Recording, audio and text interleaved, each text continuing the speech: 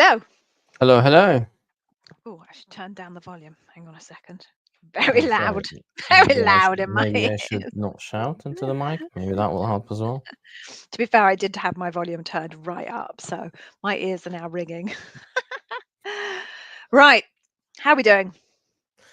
Just about one day at a time. Indeed. Right. So we've only got a few folks with us today. Um, and yeah, the Hmm. daylight saving thing might have confused everybody because it certainly confuses me every single year. It throws me out. So we will see. But whilst we perhaps wait for the news to get out that, oh dear, and one of the people that's here is my mum. Your mom is becoming a frequent She is, attendee. yeah, yeah. Is Well, she I think interviewing with Amazon anytime soon? no, but do you know what? Do you know what? If she did, she'd nail it. She's been to that She many of nailed our it. sessions. She'd completely nail it. Yeah. Um, but yeah, um, here we are. So, should we do our intros, Yevgeny, whilst people show up? I'm Yeah, trying to yeah, let's do that. multitask at the same time. Whose turn is it? Is it my turn? Is it your turn? Could it be your turn because I need to multitask and do something quickly? Cool. All right, so folks, welcome to Day One Careers. You guys know who we are, because otherwise you wouldn't be here. But in case you don't, so here to my, I think to my left, Yeah, possibly. Yes. you're Yeah. there. Oh yeah, and you here. There you go. We've got Gigi, the one and only Amazon interview whiz, and then you've got myself, Evgeny, and we both run Day One Careers. Both Gigi and I used to work for Amazon. We were interviewers, we were hiring managers. We also actually had a job other than interviewing and hiring people. So we were both working in marketing. And Gigi, on top of everything, she also volunteered her time as a bar raiser. And you guys will also know, I trust, who bar raisers are. She was probably the best bar raiser at Amazon, but unfortunately, I never got her to bar raise any of my loops, or even though she worked just one floor above from me. Um, Both Gigi and I, at some point in time, in various different ways, realized that actually, if you spend time and effort to improve your interviewing skills, then the chances of you of getting a job at Amazon improve. Surprise, surprise. I figured it out by running little experiments where rather than, for example, rejecting someone at phone screen one, I would give them a little bit of coaching and see how they did at phone screen two. And I saw some improvements. So I thought, well, lo and behold, if you actually give people a little bit of feedback and coaching, those who want to learn and improve. And Gigi also figured out from other candidates that those that ended up doing better, all other things equal, some of them actually invested some time to prepare. And I think Gigi, you also figured out that some folks came prepared with the wrong stuff as well Yes, there were some because they wild watched the things wrong going YouTubes. on. Yeah, there were some wild things going on, which piqued my curiosity. And when I was a good Amazonian and dug deeper, I discovered that there was some really bad advice out there on the web, which then led me to try and get some good advice out there on the web. And that's why Gigi started a YouTube channel as Amazon interview whiz while being at Amazon, and then she quit and decided to make it her full time endeavor. And I launched Day One Careers as a brand on top of working at Apple, where went from Amazon, and then what happened is one candidate that both worked with Gigi and myself told me that, hey, you guys should meet up because you seem to be the most reputable folks in the industry. So we met up in a pub and then decided to, I think the same day or the next day, to merge our businesses together. I And forgot we met at the pub. I yeah, we totally met at the forgot pub. about that. Yeah, Yeah, halfway. yeah. Country pub. And from Feb 2022, we operate as Day One Careers together. And so we do this weekly show for you guys to answer any questions that you have about Amazon behavioral interviews at Amazon. But obviously, we also run a business. So we offer what I think, and correct me if you disagree, the best Amazon interview prep suite of tools and preparation materials in the industry, which we call Amazon Interview Success System. and we also coach in person. But this is a show that we offer you guys for free every week, unless there are holidays or illnesses.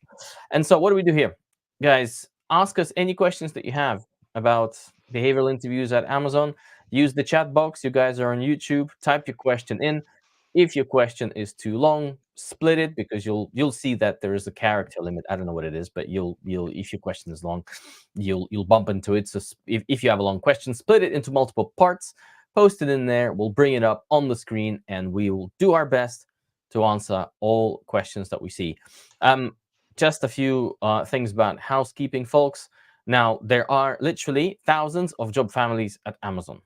And that means that for Gigi and I, it's virtually impossible to know what interview questions you will be asked on the functional side of, let's say, a pre-construction.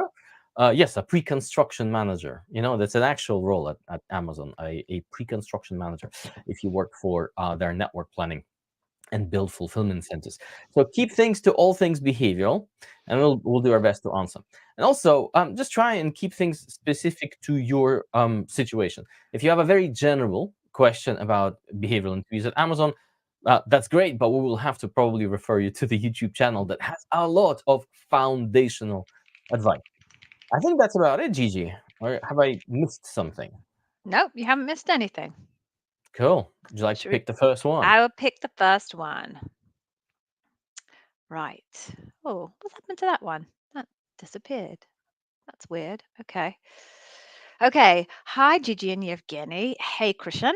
Oh, you're more than welcome. You had your first round of loop today, and you had 3 interviews. 2 went well, and 1 went horribly badly. Okay. All right. Let me find the second part of this, which I think is down here. There we go. Your nerves got the better of you. Okay. Is there a question? Yeah, there is. Hang on. The interview with the bar raiser went well, and for this particular position, there is no hiring manager determined as yet. Okay. Okay, so what are your chances of getting hired if you have 4 interviews and 1, I assume, bad one? Okay, so there's no data or statistical, empirical data that I can share with you to tell you what your actual chances slash odds are. But speaking kind of more anecdotally, there are plenty of people who get hired at Amazon who had a bad interview. The data is gathered in the round. So they will look at all of the data that everybody has gathered about you over the course of the interview and assess it as a whole. So if you had one bad interview, which meant that 1 or 2 of the leadership principles that they were looking for didn't come out at the level of strength that they would have hoped, it may not matter, because if your other interviews were strong and you indexed really high on the scale in terms of the other leadership principles, they may well decide that actually it doesn't matter. They're quite happy to take you on. Now, sometimes it does matter. Maybe if the interview that you did particularly badly on was the one where their most critical and absolute non negotiable leadership principles were, and you failed on that miserably, then possibly you might find yourself in a not inclined position because those were their most important leadership principles. But in general, it's fine to have a duff interview. In general, most people do have 1, maybe even sometimes 2 interviews that just aren't quite as good as the others. Usually it's the first interview or the last interview, because people are either nervous at the beginning or exhausted at the end. So they are quite used to the fact that there is some variable quality, let's say, in what candidates produce for different interviews. But I would say if you feel that 4 of them were good and 1 of them wasn't so great, it's, you have every reason to be hopeful that you may still get a positive outcome. Okay. Do you want to pick the next one, Yevgeny? Yes, I will. Right. So there's a quick question here, which I'm going to do quickly. So I have my loop next week. How can I get your help, please? So if you go to the website, www.day1.careers, you will find 2 ways that we can help you there. You can either purchase our Amazon interview success system, which is basically a course, like it's got videos and PDFs, which gives you the theory, all the theory, everything you need to know about how to prepare for behavioral interviews at Amazon, and it gives you AI tools to verify and check your stories, which you will hopefully build to a great spec while using the theory in the course. That's one way, and the other way is to book Gigi or myself for coaching. So on the same website, www.day1.careers, you'll be able to book us. Just go to the navigation strip at the top of the website, and you'll find all the links there. Right, but if you do have a question for today, any specific question, like anything that we can answer in a couple of minutes, just post it here. Don't be shy. Right. So, and here's the real question. So I've cleared 2 rounds for the business analyst position, did hacker rank and phone interview, and have my final interview next week, 2 hours each, 2 days. I have a few questions. Which Amazon leadership principles should I focus on for the final interview? Okay, so by final interview, I assume you're just going into the loop, and so your question is what LPs you should be focusing on. So there is no way to know for sure what LPs they're going to ask you questions on unless you ask your recruiter, which by the way you should just ask them what leadership principles did the hiring manager consider to be critical for someone to do a great job in this role, and see what they say. I don't know, it's 50-50, I think. Some of them will tell you, some of them will tell you, sorry, I can't share this information. Some of them will tell you, sorry, I don't know. That's also possible. So if they don't tell you, if you don't get this information from the recruiter, then you're in the land of educated guessing. So go to our YouTube channel where you're watching this and locate, we have 2 videos on how to scrub or study the job description and extract the keywords from that job description that tend to map to the leadership principles. Obviously, you need to know what those leadership principles are, right? So ideally, you need to go and scrub through the about Amazon or Amazon.jobs to understand what these are, and then study the job description and try to identify the keywords that map to every leadership principle. And that should give you an idea of what the hiring manager thought about when the hiring manager wrote that job description and posted it. If that doesn't help, if you're still stuck, then again, go to our website, www.day1.careers. And Gigi runs a service where for a very reasonable fee, she'll do it for you. And that way you can compress your preparation. So that's that question. Then, will there be a technical or live coding round despite having passed the technical assessment? I don't know. Gigi, do you know? No, I do not know because it's up to the individual team to make that decision. So there's not one rule to rule them all as far as how they play the technical assessment. So again, Mhm. the recruiter is the best person to ask that question. Thank you, my precious. Okay.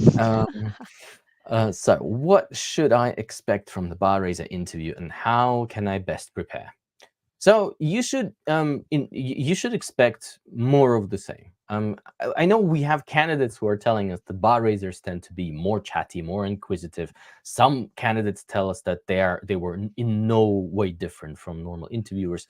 So I can't personally tell you exactly what you should expect from a bar raiser because it really depends on the bar raiser personality, on their interviewing style. But technically speaking, the bar raiser, the value that they add to the interview is their experience, is their being able to have this unparalleled view across the organization and be able to benchmark the content of your resources versus the current, I guess, bench of current Amazonians who are doing the same job at the same level. So that's kind of that's their primary purpose.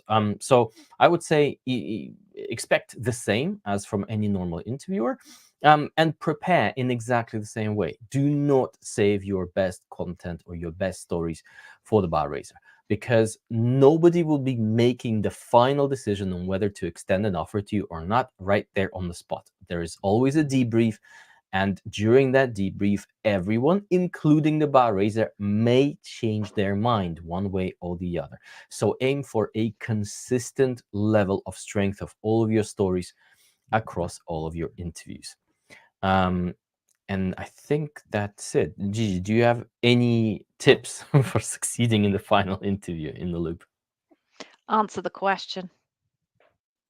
I, Well, there we go. yeah, answer the question. Um, that's the kind of the biggest bugbear that all interviewers have when it comes to debriefs is they didn't answer the question. And having just coached a couple of people today who didn't answer the question when they were doing their mock interviews with me, um, you have to give them what they want, not what you want them to have, because what you want them to have isn't necessarily what they need. So answer the question. It's that There you go. simple and that complex. All right, so let's pick this one. So, hello. Oh, I'm gonna pronounce this horribly. Vikashan. That's what I'm going with. So, or Vikashan. Either way, I apologize for butchering your name. Hey, so you are very welcome. Or you followed all of our advice and you landed a job as a program manager in South Africa. Very nice. Congratulations. Can we get the fireworks, Evgeny? How do you do the fireworks? I literally need the camera to recognize. There we There we go. go. Fireworks. Brilliant. Okay. I was gonna say, isn't it Guy Fawkes tomorrow, isn't it? Remember the 5th of November. Oh November. yeah. Yeah. Gunpowder, treason and plot, isn't it? Yes. Remember the Speaking 5th of speaking about November. celebrating failure, guys. Yeah, yes, indeed. Okay, so I'm sure half of you, or maybe more of you, are in the US and have no idea what Guy Fawkes is, so I won't go there. But needless to say, we will be celebrating with bonfires and burning effigies on bonfires and fireworks tomorrow, whilst you are all casting your ballots. So Yes, an important day all round. the Yeah. Indian crowd celebrated Diwali with the Oh, it was Diwali fireworks as last well. week, Yes, and we're yes, gonna be like, true. right, hold my beer. We need to Yeah, prepare we're an gonna answer. we're gonna one up. Yeah. Right. Actually, you can't one up on Diwali fireworks. No, They're it's always impossible. incredible. It's amazing. They are cool. Right. So initially you applied for an L6 role, but you were down level to an L5. Okay. Your question is, how do you get promoted to an L6 as soon as possible? And how do you approach it with your manager from day one? Okay.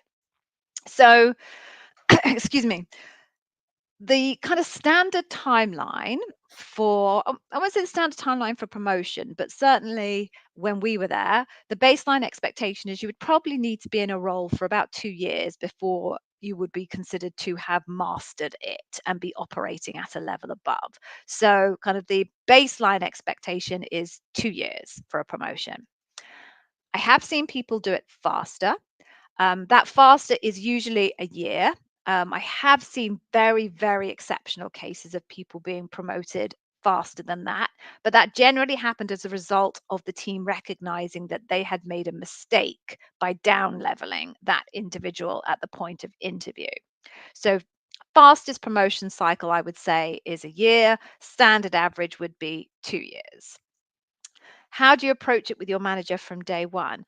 I would say have an honest conversation with your manager that obviously you would have loved to have come in at an L6. You understand that you were down level to an L5 and they must have had very good reason for that, but that you would like to aim for a promotion as quickly as possible. And could they provide you with feedback on why you were down leveled from an L6 to an L5 so you can understand what areas you need to work on, and then work with them on a personal development plan that looks to fill those gaps. And that's all you can do. Um, um, yeah, I don't know what else to say. Yevgeny, is there anything else that I've kind of missed or that you would have done? Just my advice from my personal perspective, having worked with folks who were also very, very passionate to get promoted, realize that you can't submit the organization into promoting you. The organization, your manager, and people who work with you, and people who will ultimately endorse your promotion, they have to want to do it. So obviously, make your wishes known, but more in the sense of getting the responsibility in the projects that will get you there. But no one will commit to, and don't expect anyone to commit to any timelines. No, And I would say, from my personal perspective as a line manager, if I had someone who spent more time um, chasing me up on, well, where's my promo plan, where's my promo doc, and not performing, with excellence in their current job, I would find it as a line manager extremely annoying. And I did have that case, and that did not turn out well. So, just a friendly advice: focus on great performance. Your great performance is your ticket into winning those projects, those stretch projects that will help you demonstrate that you've outgrown your role. That's it. That's my 3 cents. Okay. Three, not two. Three. Three. Hassam. Okay. Hey, you're very welcome. Okay. I got through the AWS interview and have an offer in hand. More fireworks, Evgeny? No, And the no. deranged face. No. My Okay. camera's not doing it. That's annoying. Okay. I need some kind of a button that forces this thing to happen. Okay. Your videos are so accurate. Good to know. Thank you. I worked very hard to make sure they are. And the AI tool was awesome with your stories. Highly recommended. Okay. Right. So you've just, oh, so this is just a note about, yeah, I got in AWS No. TPM L6. Right. Yay. Congratulations. Hassam, do you mind also leaving a note in our success stories channel in the community? That would be so much appreciated. We would love that. And just so you folks know what Hassam is talking about when he talks about the AI tool. So Yevgeny, our CTO genius, built what we call the AI story review. And the AI story review tool is basically an AI that we have trained on all of our knowledge and expertise of what a great answer looks like from an Amazon interview point of view. And we pumped it all into this amazing AI story review tool. And what you can do if you buy one of our courses or if you buy independent credits just for the AI story review tool is put your stories into this tool. You can either dictate them or you can just copy and paste some copy into them, press a little button, and essentially AI versions of Yevgeny and I inside this tool will read your story and provide you with feedback on a PDF. So we will give you all of the feedback, or the tool will give you all of the feedback that Yevgeny or myself would give you if we were reviewing your story.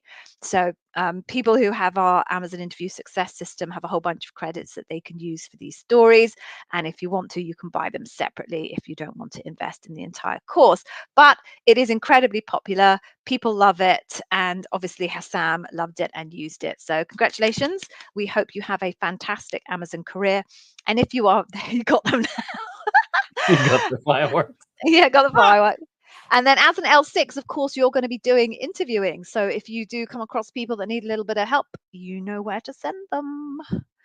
Right. Let's have a look. What does the scorecard look like that the interviewer is looking at? Oh, I thought I'd do this one, Evgeny, because there wasn't a question on the other one. That's fine. What does the scorecard look like the interviewer is looking at, and what info are they looking at as they make notes? Okay, so in reverse order, they're not looking at any info as they make notes. They might be just reminding themselves of what the behaviors look like that lead into each of the leadership principles, but most of them will have that embedded in their brain already. So they're unlikely to be looking at any information whilst you're talking. They should be listening to what you say, capturing the notes on what you say, and then asking you suitable follow up questions that either pertain to getting more evidence about the leadership principle or getting more detail about the context or the impact or the significance of the story that you're telling or your seniority, etc., etc. So they're not looking at any info as they make notes. What does a scorecard look like that the interviewer is looking at? There's no scorecard per se. So what there is a codified list of behaviors that are considered to be uh, against propensity for the leadership principle and for propensity of the leadership principle. And as they review their notes, because they won't be making that decision whilst they're in the actual interview with you, they will think about their calibration of your performance when they sit down a day or so later. When they review their notes, they will either reflect on that codification or on a document to remind themselves, or it'll come straight out of their heads, and they will make a judgment based on the notes that they took and the evidence you provided as to how, to what extent you are demonstrating the positive attributes for that particular leadership principle. And they will then make a high judgment decision on whether they think that you are uh, have, what is it? It's neutral in the middle, strength, some strength, strength, or concern, some concern, or concern. So it's kind of a 5 point scale that they make a high judgment about where you calibrate as far as that leadership principle is concerned. And then that's the information that goes into debrief, and the team then discuss, do they all agree on that calibration? So there's no scorecard in the way that I think you're thinking about it, that you're allocated points of some kind against a certain set of criteria. It's not like that at all. There are behaviors that they are looking for that are already codified by Amazon. They then filter through the evidence that they've gathered from you to see whether you are demonstrating those behaviors. And the more of those behaviors that you demonstrate, the higher you go up in terms of this 5 point scale. Or if you are demonstrating behaviors counter to that leadership principle, the lower you go down in terms of that 5 point scale. Did that all make sense, Evgeny? That makes total sense, and that's exactly how it happens. Okay. Do you want to pick the All next one? right. Yeah. Cool. So, Vicky, I'm skipping over your response because you're responding to a different candidate here. Right. So here's a question. So I have a phone interview this week. It will be around 75 minutes for a technical account manager role. Could you please suggest to me which part I should focus on, LPs or technical? So I'm gonna say both because there's no way to know to what degree technical versus non-technical part will be important. So, um, for example, again from Vicky, I'm just going to pull this up, right? So my recruiter said the first technical phone screen will have coding questions, but the interviewer didn't even go there, as the round was more focused on experience and no scenario question. Okay, what's the moral of the story? The moral of the story is it's a little random, right? So prepare for the most risk mitigating scenario, which is do both, and Mm. then wherever chips will fall during your screen, you'll be comfortable. So, but yeah, expect different different scenarios. It's hard to predict. Do you Yeah, have it's anything more to no, I mean, it's any more wisdom? frustrating. It's frustrating, isn't it? Because you'd want to believe that your recruiter knows what's going to happen and will give you that guidance. And they will give it to you in good faith because they genuinely believe that that is what is supposed to happen.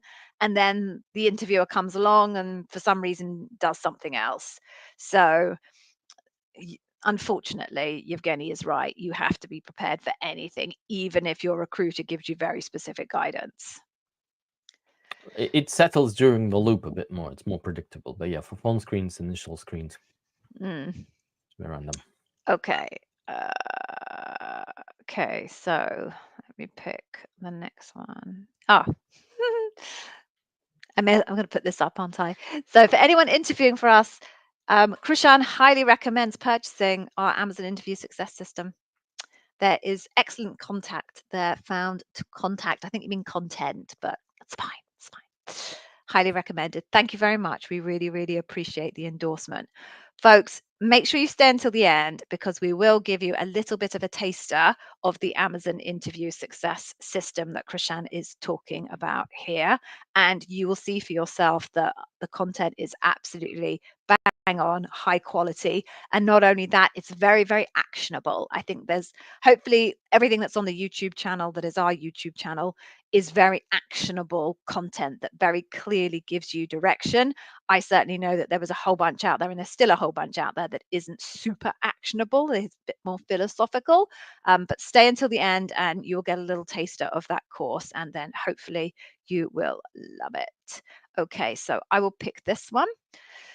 What are the most important things to have kept in mind for the writing assessment? Is it okay? Is it shorter than 2 pages? Anything else that you like to mention? Um, there's definitely a video on the YouTube channel about the writing assessment. Um, it is really about the quality of your writing. So you should worry a bit less about the actual story that you're telling in there and more around how well are you writing this story. You need to be very careful about what we would call weasel words. So words that just serve no particular function. If you edited them out, the document would not be different in any way.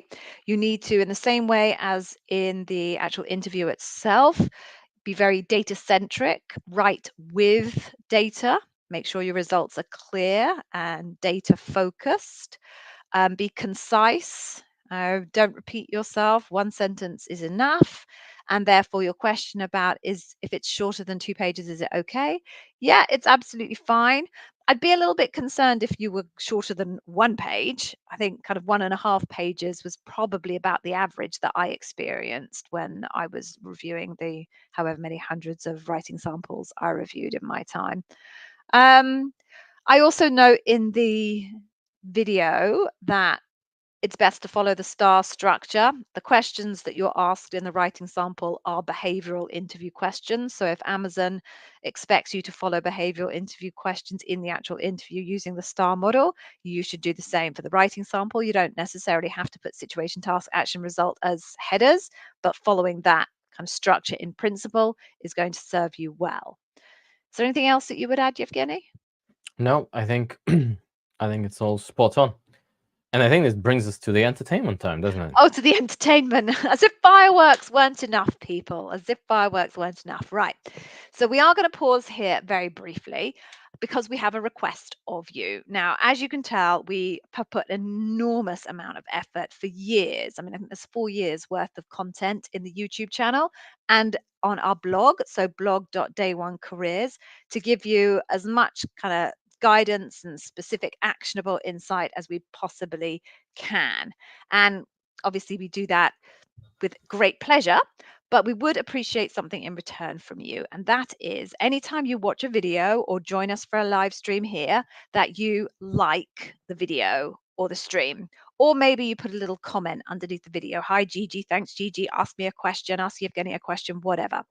But by doing that, what essentially you do is you tell YouTube that the content is being served to the right person and that that person likes the content. And what that then does is it elevates our content in the algorithm above some of the more questionable content that is out there. So, what I'm just going to do now is provide you with a little bit of entertainment. I promise you, you'll absolutely love it. And whilst I do that, please could you just do a little bit of a like, click the thumbs up on this stream, just so that you know I can see how many people are on the stream and how many likes we have. No pressure, but I can see. So I'm just going to play it now. And if you could please just give us a little bit of a like. Mum, you just keep liking away. Thank you very much. And then we will get back to the main event. So I'm going to play a different one this week, Yevgeny. I'm going to play a different one. I'm going to play my mum's favorite one. Let's do it. Let's do it. Here we go, folks. Oh, it might be a little bit loud. So if you have earphones on like me, just kind of push them back a little bit. Like the stream, oh like the stream, oh like the stream, oh like the stream, like the stream, oh like the stream, oh like the stream, I like the stream, oh like the stream, oh like the stream, oh like the stream, like the stream, oh like the stream, oh like the stream, like the stream now, like the stream now, like the stream now, like the stream now.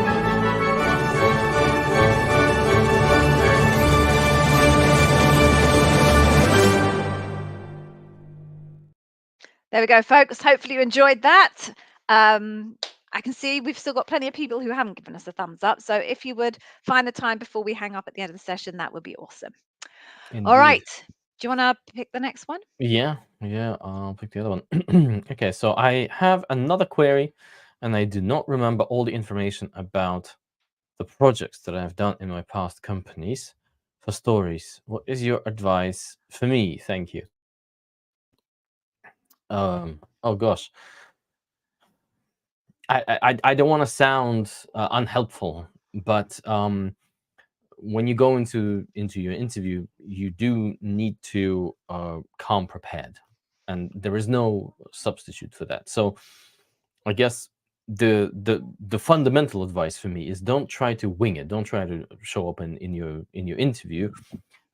without having done the pre-work, without having understood the leadership principles, and then identified situations from your past, and then converted these situations into stories. So all of that you need to do before you show up at the interview. And um, because when you are during your interview, that's your preparation is the effort that should have refreshed your memory and massaged your memory enough for you to be able to then recall details that maybe you need to add to the story on the spot in a way that works during the interview.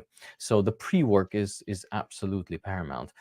How do you how do you trigger your kind of your mind into recalling? Well, um, see, candidates, from what Gigi and I have seen, candidates tend to try and prepare their stories in two ways. The first one is, ooh, I need to remember stuff that I did. And then I'm going to try and squeeze that story that I managed to remember into a particular leadership principle and hope that it works when they ask me a question, right? And then there's the second way of preparing, and that is you start with the leadership principles, you understand what behaviors Amazon really values as they relate to a particular leadership principle. And then you ask your mind, right, your memory, when can I recall a time when I behaved like what they're looking for from me? And that should trigger your brain into recalling those situations. If you've ever been into an arcade and you know this little claw that goes around and picks up, a little toy. So The that's claw.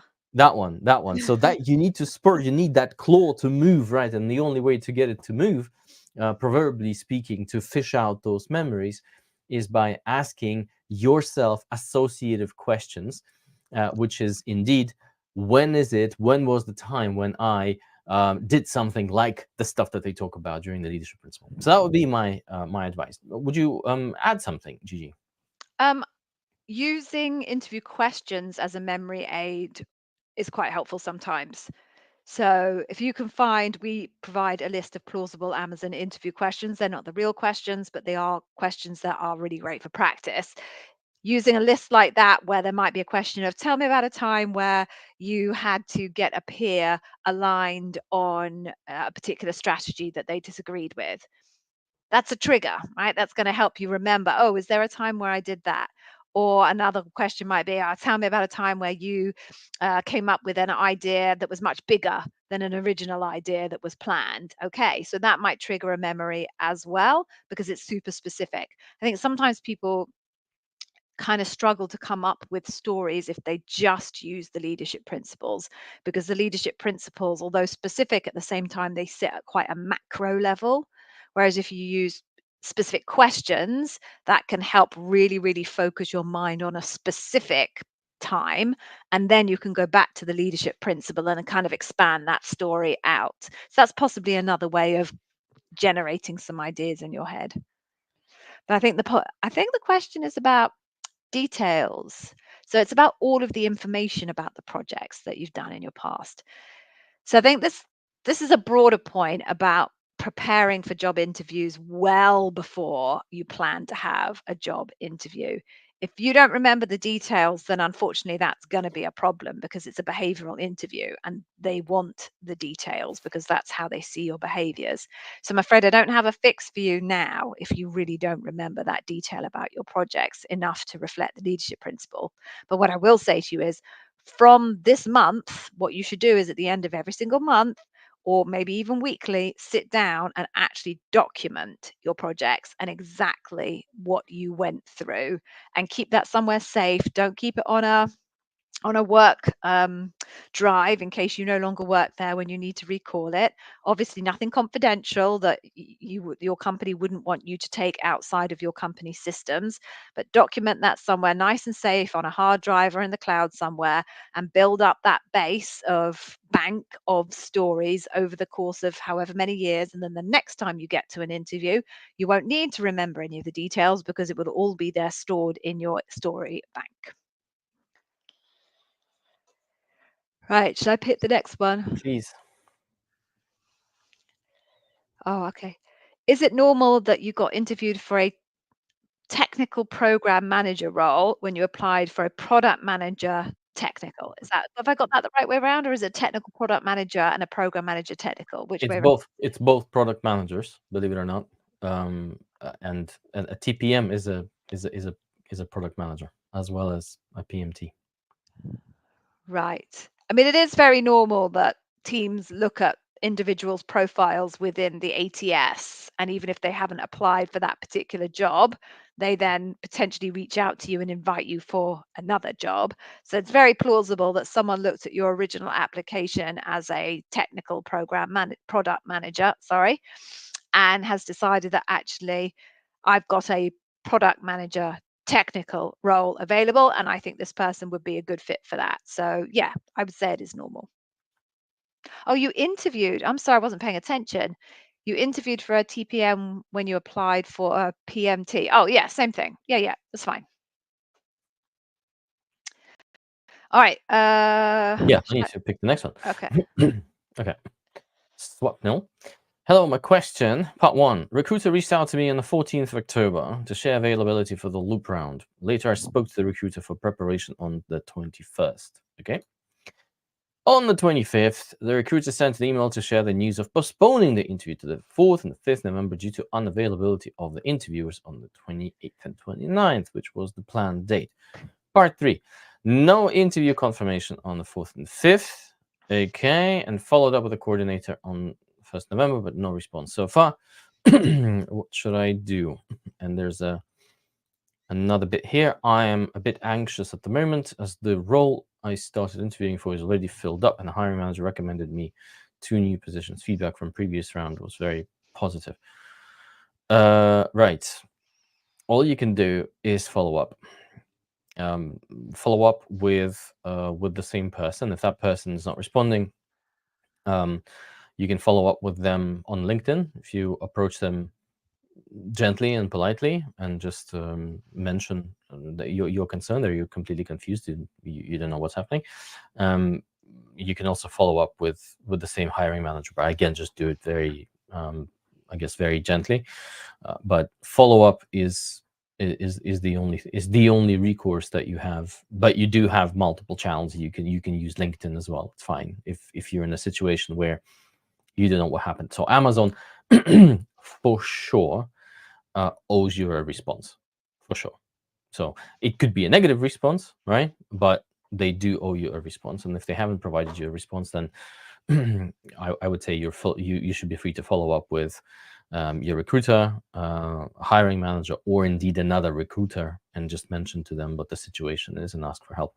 Anything you'd add on top of that, Gigi? No, nada.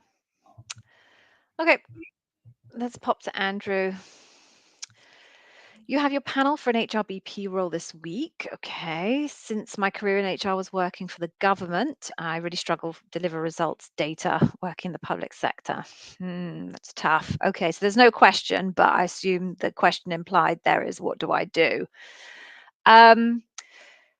So if the reality is that there are absolutely no data measures at all that you have any knowledge of in terms of the work that you did, then the only thing that you could really do is admit this to your interviewer, but then let them know the type of data that you would have wanted to be able to have access to in order to analyze the impact of your work.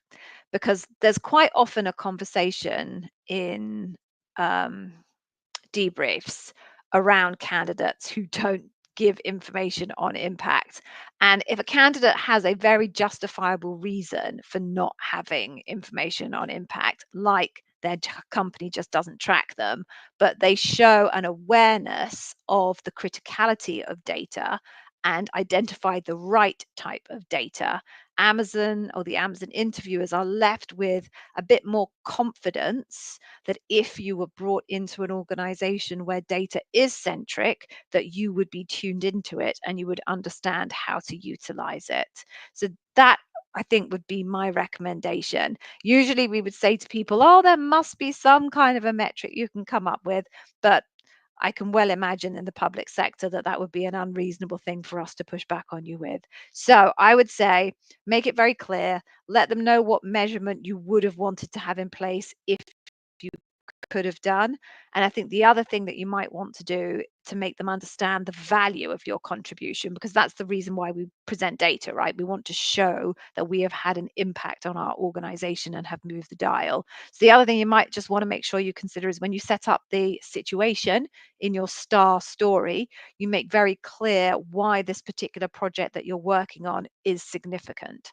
So how many people is it impacting, or is it working towards meeting a particular target? I don't know, but just set that up quite clearly so that your interviewers understand that you're actually working on something significant, something where you would have material impact if you got the outcome right. Would you add anything, Yevgeny? No, no. I look. It's It is what tricky, it isn't is, right? it? Yeah, it's tricky. It's tricky. I agree. Okay. Should I incorporate other leadership principles as a sort of side note, even though I'm asked about a specific leadership principle, or should I just stick to the one asked? So we typically recommend to stick to the leadership principle that you're being asked, but even more so because during the actual interview, if you've done your preparation well, if you've studied the leadership principles and you've created the body, the story bank of stories that map to leadership principles, then the only thing you really need to focus on during that interview is answering the question that is being asked and not trying to map it to a leadership principle, especially if it doesn't come sort of naturally. So just focus on answering the question to the best of your ability and pick the story that demonstrates the behaviors that the question is trying to get out of you, where you are really shining with those behaviors. Focus on those. If there are other leadership principles that the interviewer notices during your response, they will give you credit for that.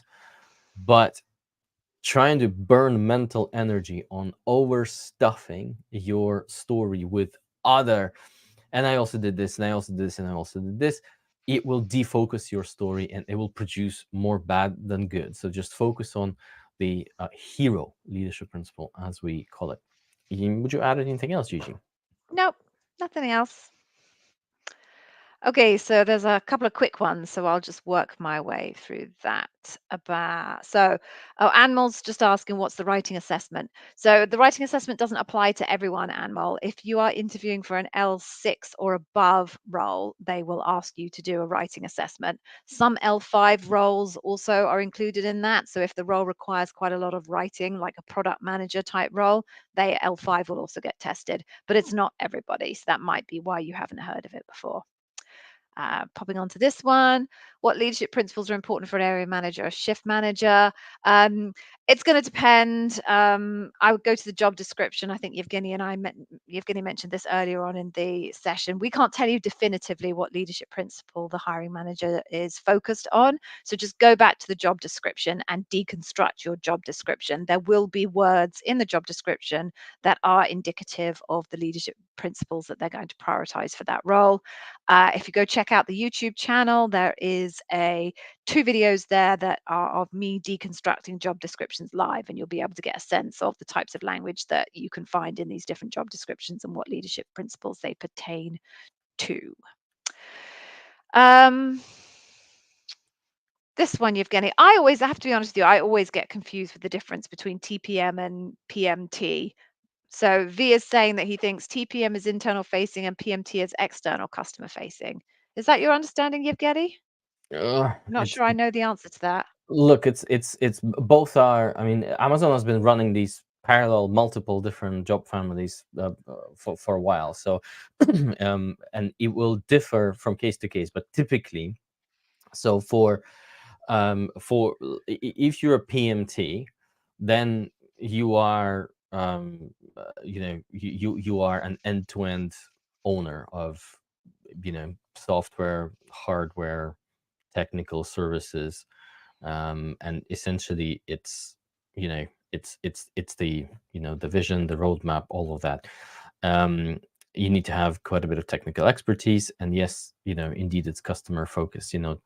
TPM, which can also be a technical program manager actually.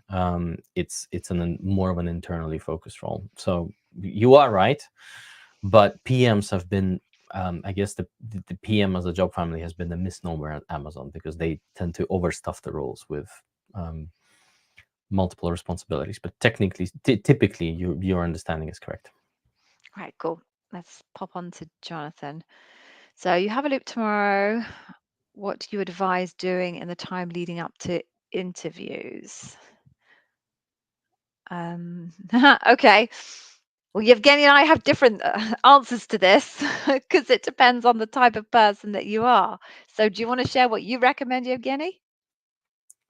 Gosh, if it's tomorrow, right. So definitely sleep for sure, 100%. So have a good night's sleep, because if you don't have a good night's sleep, whatever is in your head, it's not coming out. It's sitting there, being washed by a lot of adrenaline, right, and a whole bunch of other hormones that you don't need during the interview. Uh, and then I would say, um, just write down everything that you have prepared, and I'm hoping you've prepared at least something, and just rehearse, rehearse, rehearse, rehearse. And if you can, put some bullet points in terms of key KPIs and data for what you wanted to accomplish and what you achieved under every story. And that would be my sort of crash list of things to do. What's yours, DG? Dance. That's what I do. So I'm an energy up type of person. I need to be pumped for interviews. So ahead of, if I had my interviews like tomorrow, I think I'd have done all my prep by now. And for me, it would just be getting myself into the right mental state. So definitely a good night's sleep, but then lots of dancing for me. Okay. Jonathan, another question. Do they always tell you about yourself at the beginning? No, not always. So the beginning of loop, the kind of questions they ask you, they're really just intended as warm-ups. So some people might say, tell me about yourself. Some people might say, well, what brings you here today? I used to talk about the weather and ask people how their day was or what the weather was like where they were, because they're really just intended as warm ups. Nothing you say in response to any of those initial questions is meant to be used as evidence to decide on whether to hire you or not at debrief. So it could be anything that they might ask you as a warm up question. Do you want to choose this one, Yevgeny? And then I think Yeah, I'll we're at go the for bottom it. of Yeah. the So in every questions. loop, in every loop, they ask about questions where I failed and how I overcame them. It depends. So Amazon does not have failure questions per se, and there's no agenda for every interviewer or any interviewer to specifically ask you quote unquote failure questions. There are some leadership principles that may have a question linked to them that is worded in a way that normally, unless you know what Amazon is trying to get out of you, you'd think it's a failure question. I'll give you an example. So a popular one is for the leadership principle, that's "I write a lot," and it sounds something along the lines of "Tell me about a time when you made a mistake or an error of judgment," or something like that. And it's a, you know, it's a classic interview question, and it's trying to see, it's trying to validate how quickly and profoundly do you learn from incorrect decisions, so that in the future you obviously learn from them and you avoid making the same mistakes. That's one of the elements of I write a lot. It's not a failure question per se, and no one at Amazon, to my understanding and myself when I was working there, it was never in our heads, oh, we need to ask candidates failure questions. So yeah, some of the questions that you will get, they might be worded that would seem as if it's a failure question, but in reality, it's just it's what we call a negative way into a leadership principle. Anything you'd add? No, all good. So this quick one here from Andrew. Are two examples about customer obsession enough for an L5 panel? Can I repeat my stories if asked by other interviewers? Okay, so yeah, we would usually say 2 stories per leadership principle. But if you're saying are just 2 stories about customer obsession enough for an entire L5 panel, no, you're going to need more than 2 stories, right? But I don't think that's what you're saying. I think you're just saying 2 per leadership principle. So yes, aim to go into your interview with 2 examples per leadership principle. Can you repeat stories if you're asked by another interviewer? Okay, so you can repeat your stories. We advise against it because it's just the safest option. Um, Basically, if you repeat the same stories too many times, essentially it makes it look like you don't have a very broad range of high performant examples. And what Amazon is looking for is people that perform at a consistently high level. So if you keep having to repeat the stories, you just look like a one trick pony, basically. However, as a more junior person, sometimes you just don't have the breadth of years behind you to come up with a really kind of a whole set of unique individual stories, like 20 unique high performance stories. So it is understood that some people will need to repeat stories. If you are going to repeat a story, I'm going to now change my language into something called situations and stories. If you do need to repeat a situation, the best thing we recommend is that you try and create a very different type of story out of that situation by leaning into a very different leadership principle. So my favorite example of this is if you imagine someone was a account manager for Amazon ads and they're in a scenario where they have promised a customer a certain amount of impressions off a campaign, and for some unknown reason the campaign does not deliver that level of impressions and they're left with a very, very angry customer. They can tell one version of that situation as a story about Dive Deep and all of the analysis that they did to try and work out what actually happened in the campaign and why they didn't get the impressions. They can do a second story from that situation, which is all about earned trust and how they went about rebuilding the trust with the customer as a result of this horrible situation.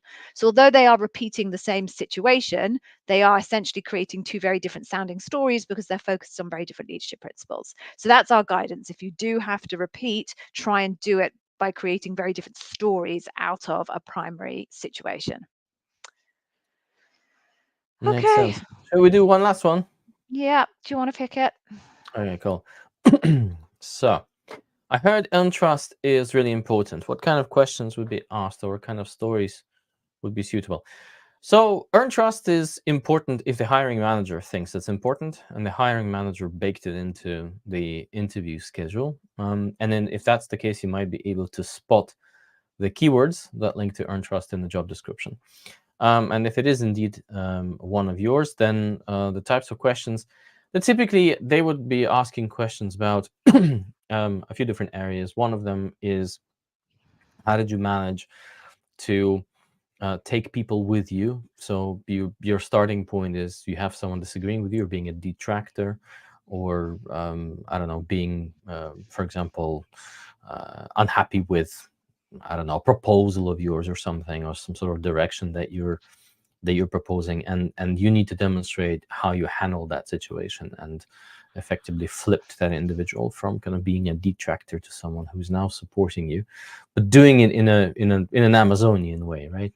Which is not bulldozing them over with arguments necessarily from the beginning. There's another important area under earned trust, which is being able to take responsibility for shortcomings. Remember, there used to be a leadership principle called vocally self-critical, which is what Amazon expects leaders to be. So, if you made a boo-boo, you take it on the chin, and you need to be quite forthcoming with that. What are the other ones? I completely blank on my memory. These two are my favorite. How you deal with feedback. So Oh yeah, times where people have given you constructive feedback and how you dealt with it, that type of yeah, thing. yeah. You'll be working with very opinionated people like myself. Very people who were not scared or embarrassed to tell you exactly what they think of you. Yeah, Absolutely. and neither should you. Right. Okay. So we're now up for time. So I think I forgot to turn these on earlier. So I'm going to do that now. Folks, go to this URL. I think I mentioned earlier that we had this freebie to give you. Please head to this URL. At the end of this URL, there are a couple of incredible freebies that I promise you will absolutely love. The first is that little sample of our Amazon Interview Success System course. This freebie bit focuses particularly on customer obsession. So it will take you through the different flavors or facets of customer obsession, as we call them at Day One Careers. So the different ways customer obsession can materialize, a bit like Evgeny just described there for Earn Trust.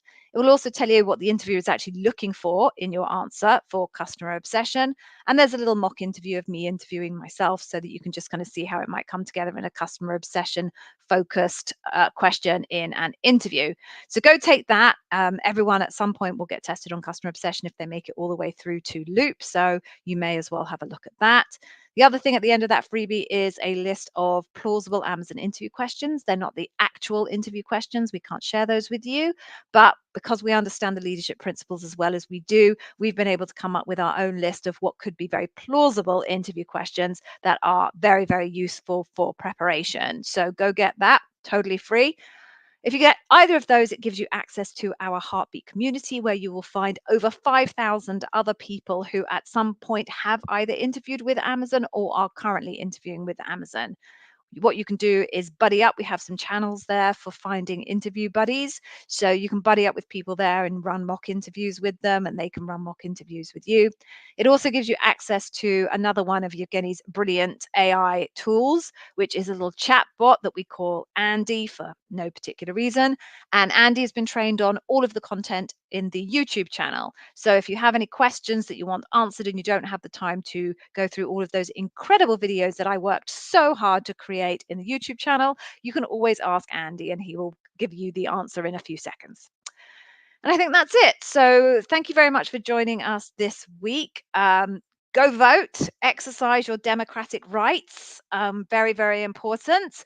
And we will enjoy our fireworks and burning of effigies on bonfires at the same time. Good luck if you have job interviews coming up in the next week or so. Don't forget, if you do go to the YouTube channel and watch anything, please do give it a like, put a little comment on there just to give us a little bit of a payback for the work that we've put in for you. Good luck, and we hope to see you next week. See you next week, guys. Good luck. Bye. Bye.